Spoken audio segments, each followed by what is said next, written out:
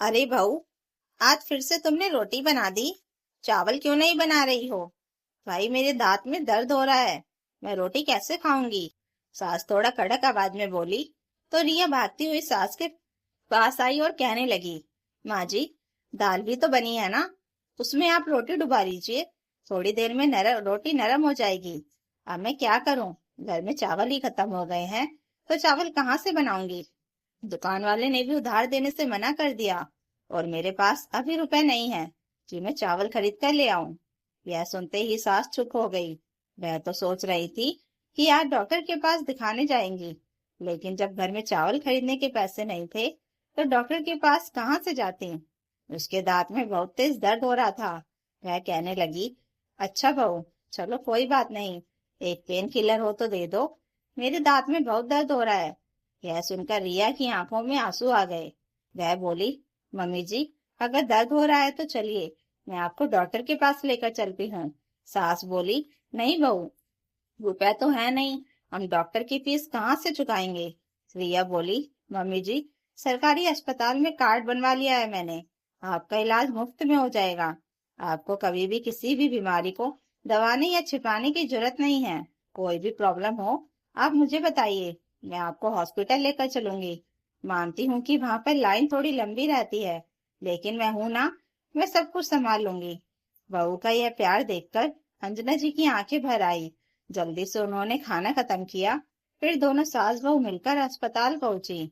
लेकिन वहां जाने पर पता चला कि लाइन इतनी ज्यादा लंबी है कि आज उनका नंबर शाम को आने वाला है। तब अगले दिन के लिए नंबर लिखवाकर रिया वापस घर चली आई। अस्पताल जाने और आने में बस के रुपया भी बड़ी मुश्किल से निकले थे। शाम को जब अरुण घर आया तो कहने लगा, 2 महीने पहले मैंने ओवर टाइम किया था, उसके 1500 मिले हैं। यह सुनकर रिया की आंखें खुशी से चमक उठी। और उनकी कंपनी में काम ठीक से नहीं चल रहा था, तो 2 महीने से उन लोगों को पेमेंट नहीं मिली थी। पिछली बचत से किसी तरह खींचतान कर घर चल रहा था। एडवांस भी मांगने पर नहीं मिल रहा था, लेकिन आज ओवर टाइम की पेमेंट मिली थी, तो रिया थोड़ा बहुत राशन पानी का सामान लेकर आ गई थी। लेकिन वह सामान भी कब तक चलता? एक सप्ताह में ही राशन लगभग खत्म होने लगा था। रिया तो ऐसे किल्लत में घर चलाते हुए परेशान ही हो गई थी। जब अच्छे दिन थे तो उसे किसी चीज के लिए सोचना नहीं पड़ता था। वह सबका मनपसंद खाना बनाती थी। फिजूल खर्ची तो वह पहले भी नहीं करती थी, लेकिन कम से कम खाने पीने में उसे कुछ सोचना नहीं पड़ता था। वह बाजार जाती थी तो महंगी सब्जियां ना सही, लेकिन बजट में आने वाली सब्जियां खरीद कर ले आती थी और फ्रिज में भरकर रख देती थी। सप्ताह भर वह अच्छा पौष्टिक भोजन बनाकर अपने परिवार को खिलाती थी। लेकिन अब तो हालात ऐसे हो गए थे कि दाल भात, अचार या अचार रोटी से ही काम चलाना पड़ रहा था। आज भी वह सोच रही थी कि नाश्ते में क्या बनाए। तभी उसके पति ने आकर कहा, आज मुझे भूख नहीं है, मैं ऑफिस जा रहा हूँ, तुम लोग कुछ बनाकर खा लेना। बिना कुछ सुने वह घर से निकल गया। उसकी आंखों में आंसू आ गए और वह सोचने लगी कि जरूर इन्हें पता चल गया होगा कि घर में राशन कम है, इसलिए यह बहाना बनाकर चले गए। अब पति भूखा चला गया था, तो उसे भी खाने की इच्छा नहीं हो रही थी।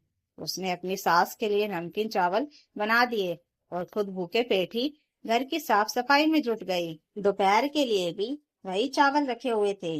अब उसे भी थोड़ी भूख लग गई थी, तो उसने भी थोड़ा सा चावल खा लिया था। तभी उसकी सास कहने लगी, बहू, तुम्हारी ननद का फोन आया था, वह मायके आ रही है। यह सुनकर रिया के कानों में सास की बात गूंजने लगी। उसकी ननद जब भी घर आती थी तो सास कहती थी कि अपनी ननद को बढ़िया सा उपहार देकर ही विदा करना, ताकि उसके ससुराल वाले भी देखें कि हम बेटी के लिए कितना कुछ कर सकते हैं। रिया हैरान रह गई, क्योंकि पति का काम ठीक नहीं चल रहा था। घर में राशन भी लगभग खत्म हो चुका था। इस बार जब ननद घर आई तो रिया को समझ नहीं आ रहा था कि वह अपनी ननद की आवभगत कैसे करे। अचानक से ननद आ गई थी, तो उसने कुछ राशन पानी भी नहीं मंगवाया था। घर में थोड़ी सूजी पड़ी हुई थी, तो उसने जल्दी से उपमा बना दिया। वह उसकी सास जरा गुस्से में बोली, बहू, यह क्या, मेरी बेटी बीमार है क्या, जो तुमने बीमारों वाला नाश्ता बना दिया? अब रिया अपनी ननद के आगे कुछ बोल नहीं पाई।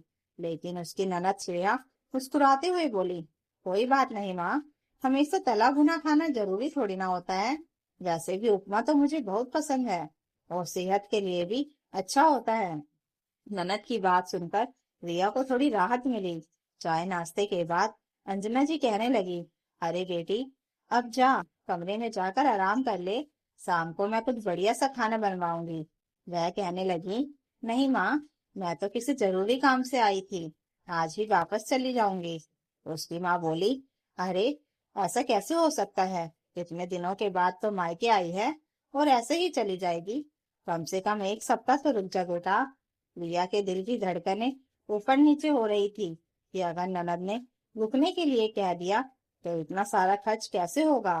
तब वह कहने लगी, नहीं माँ, मैं तो अभी थोड़ी देर में ही चली जाऊंगी, बस भाई के आने का इंतजार कर रही हूँ। जैसे जैसे समय बीत रहा था वैसे वैसे रिया की उलझन भी बढ़ती जा रही थी कि जब दीदी यहाँ से जाएंगी तो सासू माँ जरूर कुछ न कुछ देने के लिए कहेंगी। वह सोचने लगी कि मेरी अलमारी में एक नई साड़ी रखी हुई है, वही दे दूंगी, लेकिन कैश कहाँ से आएगा। उसने चुपके से अरुण को मैसेज कर दिया कि दीदी आज घर पर आई हुई हैं, तुम कुछ रुपया उधार मांग कर ले आना। लेकिन अरुण घर आया तो उसका चेहरा उतरा हुआ था। अपने कमरे में एकांत मिलते ही वह कहने लगा, यार, आज तो किसी ने उधार ही नहीं दिया, मैं क्या करूं, मुझे तो कुछ समझ ही नहीं आ रहा।